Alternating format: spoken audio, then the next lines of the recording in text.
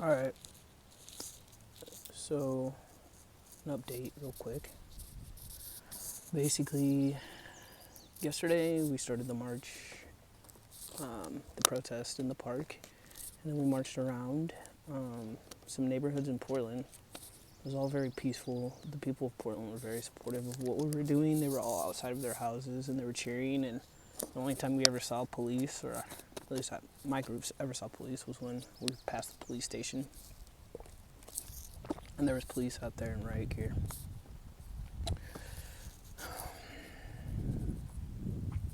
But then pretty much after that, we just kept walking and kept going down towards downtown.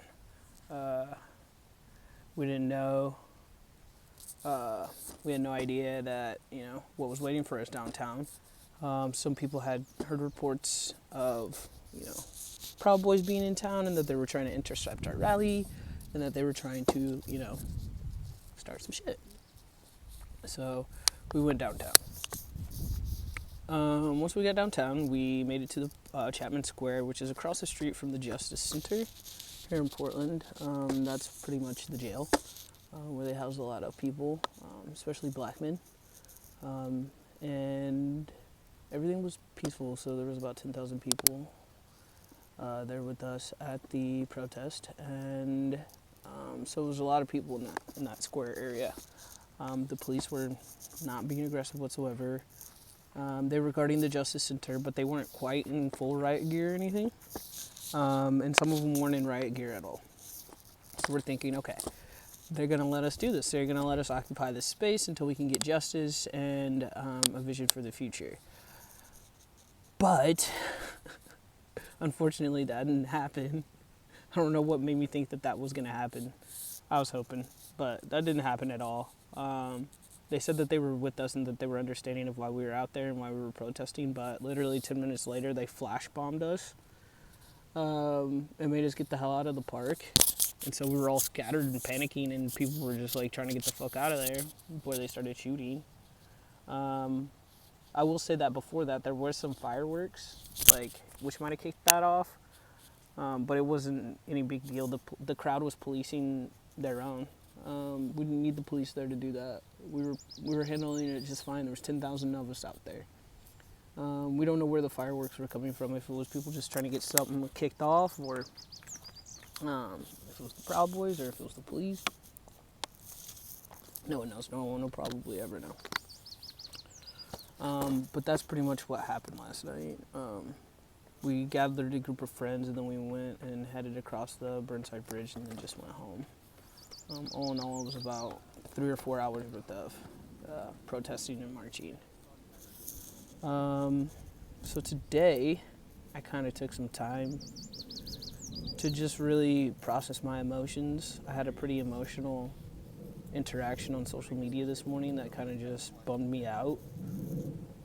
So then I was kind of watching Dr. Cornel West and Dr. Kenyatta Yamada Taylor and another senator on Democracy Now! This morning talk about, our imperial decline in this country, and it just got me very emotional, just thinking about how sad everything really actually is in the world. So I took some time to process my emotions on that. I, got very emotional and just kind of went through those emotions because I hadn't gotten emotional yet. For me, it always takes a few days. Once I go through something traumatic, for me to actually process the emotions, I go through so many other layers of emotions. First being strong, then I get angry, and then usually comes anxiety, and then later comes sadness. So I'm kind of in a bummed out place today, not gonna lie. So that's why I came out here to this, it's called, it's a butte. It's pretty cool. Try to see if you guys can get a look around here.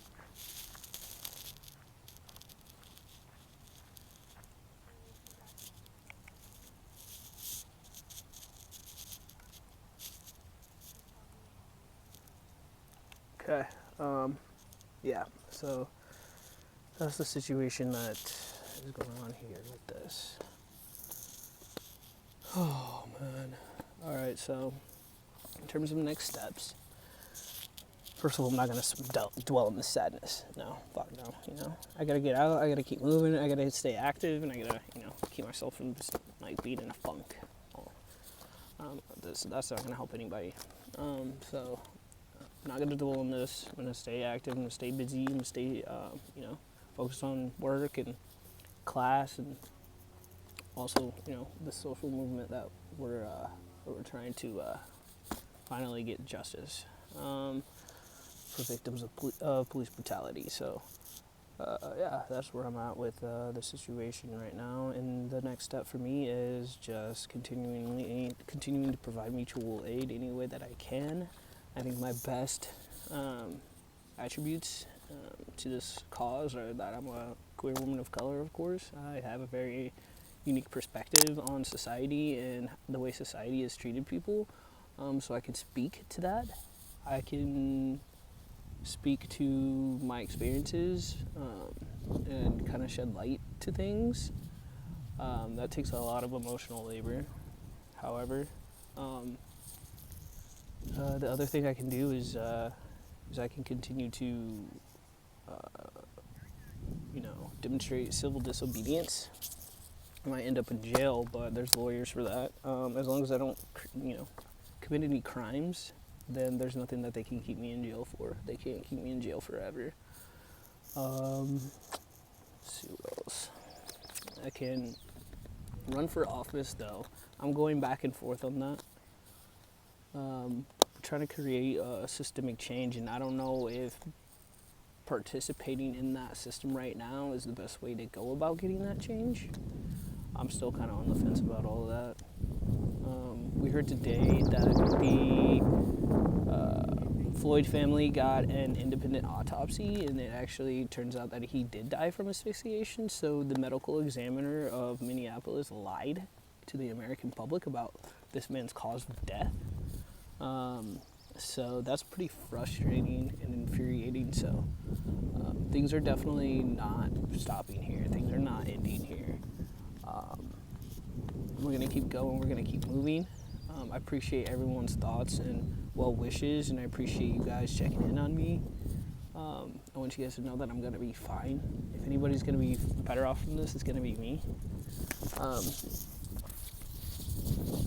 Yeah, I want you guys to know that I'm safe, I'm smart, clever, got a plan. I'm not going to, exactly state specifically what all my plans are and all my involvement in the movement.